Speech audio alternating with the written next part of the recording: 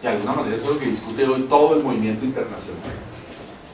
Y el asunto es el territorio aún en clave defensiva, porque no estamos en la posibilidad de integrarnos, o sea, no estamos en un momento revolucionario, ni en un momento donde podamos integrarnos con grandes espacialidades urbanas y generar dualidad de poderes, ¿no? Estamos todavía en un momento defensivo en la correlación de fuerzas internacional, pero sí es muy importante, esto es muy importante lo que está discutiendo, sobre todo los bolivianos, lo que llaman bienes comunales, volver a recuperar la idea del bien común frente a lo corporativo, volver a recuperar la idea de formas de propiedad colectiva o incluso individual que tengan relaciones solidarias y que te planteen economía alternativa por fuera de los títulos de la cadena y demás, economía de autosubsistencia, economía de canasta familiar básica. La forma hoy de hacer soberanía alimentaria es romper no solo con importaciones y exportaciones, es romper con el control corporativo del territorio, es procurar que haya autoorganización de masas, política de alianza de comunidades étnicas, campesinos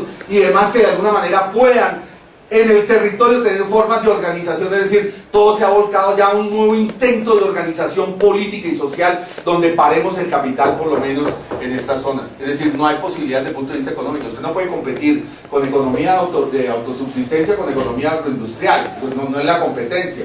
Se trata de encontrar claves de formas políticas autogestionarias alternativas, vuelvo a decir, que implica una concepción de democracia abajo, de reconocimiento de todos, de salirnos del sectarismo que yo soy más que el otro, de procurar más el movimiento que cualquier otra consideración, es decir, que significa una política distinta, y significa, vuelvo a la clave del asunto, significa romper con el concepto de progreso del capital.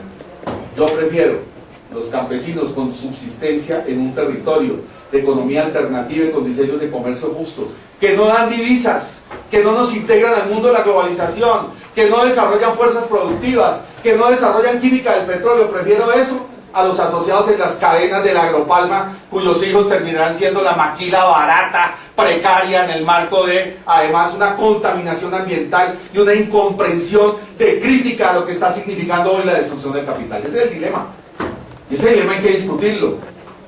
Porque te pueden decir dinosaurico, te pueden decir atrasado, te pueden decir plomizo, lo que quieras. Tú tienes que asumir el riesgo hoy desde el punto de vista de la defensa de la economía campesina. Es decir, creo que aquí hay una clave interpretativa. Traté de colocar la discusión pues más allá del tema de la tierra, en lo que me pedías de clave de economía política. Bueno, dejo ahí, muchas gracias.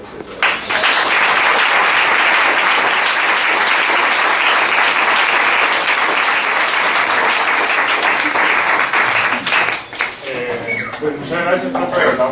por las claridades, la verdad. Se entiende un poco como la cosa y esa era la intención un poco también de este módulo. Tenemos alrededor de 10 minutos un poco para generar debate y pues 5 minutos para organizar el salón pues porque hay otra clase. Sino pues, poco entre la mercantilización de la educación también los espacios. No sé, entonces pues vamos a dar pues la palabra pues a los que quieran participar y pues vamos a dar la palabra pues a los que quieran participar, recogemos y pues damos el debate con el profe. Entonces, ¿quiénes quieren preguntar? Espera, uno, dos,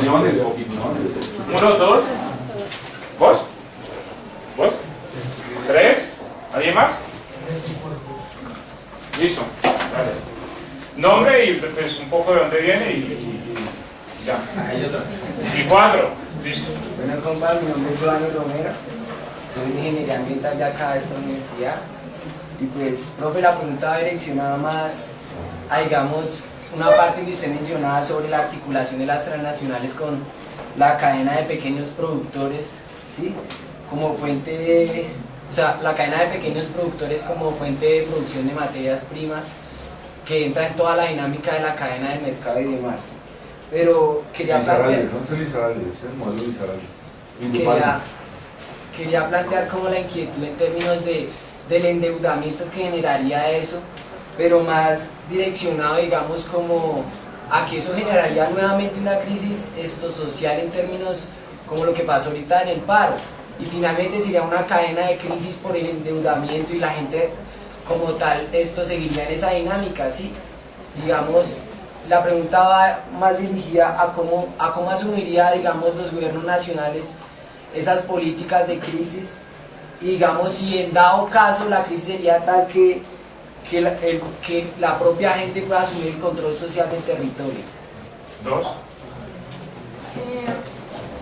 Mi pregunta, digamos, en términos de, como usted lo decía al final, una de las contradicciones, digamos, fundamentales hoy tiene que ver con el tema del desarrollo y el progreso, entendido, digamos, bueno, como el desarrollo de las fuerzas productivas. En ese sentido, ¿cuál es su opinión con respecto a los llamados gobiernos progresistas de América Latina, que siguen desarrollando, digamos, algunas políticas de orden extractivista en cuanto a la minería y el petróleo, y que si bien es cierto tienen políticas sociales, digamos, amplias, la cuestión del desarrollo sigue estando presente, y que hay matices entre una Bolivia, Ecuador, pero pues digamos, ¿cuál es su opinión con respecto a eso? Tres. No, es para hacer una invitación. Nosotros desde el grupo de estudio Nuevo Mundo, pues liderado por el profesor Daniel Librero, sobre la reestructuración de la geopolítica de la globalización, los invitamos a un conversatorio en la Universidad Nacional el próximo viernes sobre la sostenibilidad fiscal y regla fiscal, cómo los derechos de la población están por debajo del pago de la deuda pública. Entonces es para invitarlos cordialmente a que asistan de 2 a 4 el próximo viernes en la Universidad Nacional y en la Facultad de Derecho. Nos pueden buscar en la página de Facebook Semillero, entre comillas, Novus Orbis, y en la página de internet www.gruponovusorbis.wix.com/Nuevo Mundo. No, igual, pues, si nos lo dan y nosotros lo rotamos los correos. ¿Ya todos firmaron asistencia, qué pena? ¿Quién se quedó con la hoja? Sí, hay que rotarla. Pues, tienen igual acá por esto también, les digo. 4, compañero, nombre y... Señor Leandro Monedor, soy compañero pues, de ingeniería ambiental. Yo quería pues hacerle una pregunta sencilla al profesor, y pues teniendo en cuenta como el contexto que tenemos en estos momentos pues, de todo el asunto económico pues, mundial e interno, pues como en su opinión, ¿cuál sería como el modelo ideal de una reforma agraria que debería haber en el país?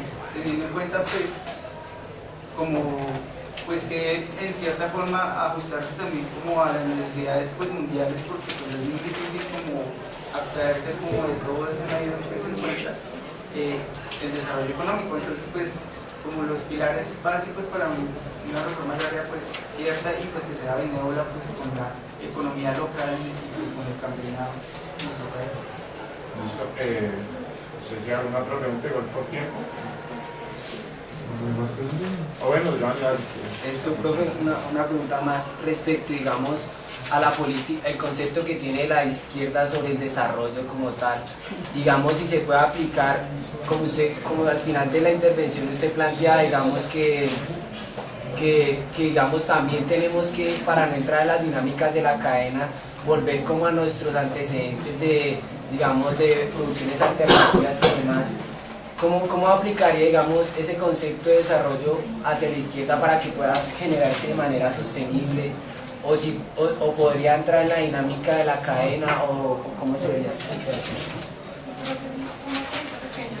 Pues no sé si sea una pregunta ingenua, pero siempre me ronda.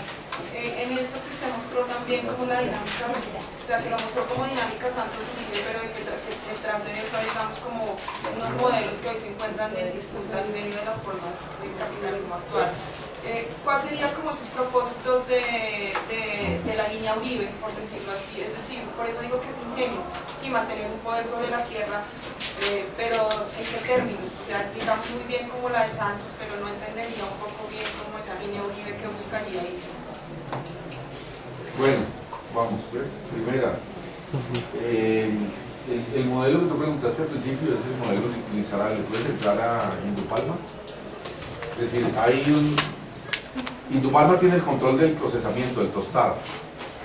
Indupalma tradicionalmente lo ha hecho en Hacienda, entre otras cosas, no, por definición la palma no puede hacerse en economía campesina. La economía campesina tú sabes que es a 2 o 3 meses, corto plazo.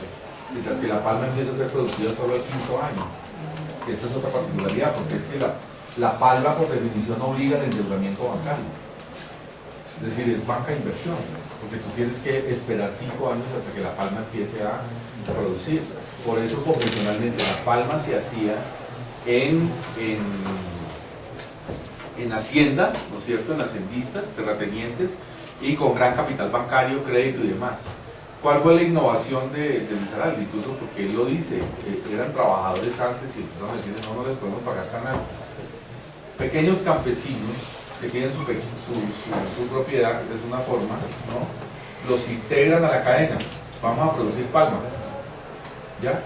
Y lo que vale el predio se vuelve acción, o sea, es un capitalismo accionario. Esa es la magia del capital hoy. La magia del capital hoy es que, se los quiero poner en otro ejemplo, porque este tema es muy importante. Los fondos de pensiones que fueron integrados al PT brasileño. Los fondos de pensiones. Los fondos de pensiones es una magia. ¿Por qué? Porque ¿quién pone el capital? Los trabajadores.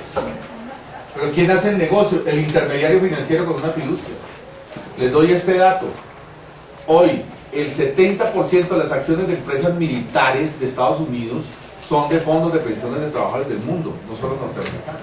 O sea, los trabajadores financiamos la guerra por la vía de los fondos de pensiones.